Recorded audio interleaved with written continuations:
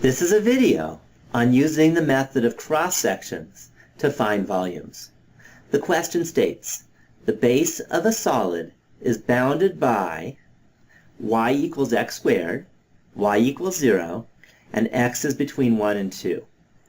Find the volume of the solid if its cross-sections perpendicular to the x-axis are equilateral triangles.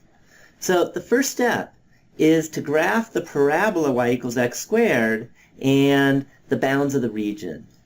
So I do that as follows. As our parabola, we go between 1 and 2, and we're above the x-axis. Next, our cross-sections are perpendicular to the x-axis, and we're going to get an equilateral triangle when I work that out. So take a look. There's our cross-section, and here's an equilateral triangle. And what we can say is that the distance from here to here, or the side length, is the same as the distance from here to here. And that distance is x squared, because it's y equals x squared.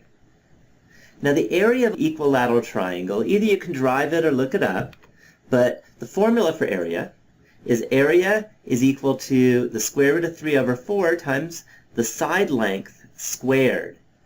And in our case, the side length is x squared. So what we can say is that the area is equal to the square root of 3 over 4 times the side length, which is x squared, and then we square that side length. So now we just take an integral, and that will give us the volume. So the volume is equal to the integral of root 3 over 4 from 1 to 2, because that's the farthest left x goes and the farthest right x goes, of x squared squared, also x to the 4th, dx.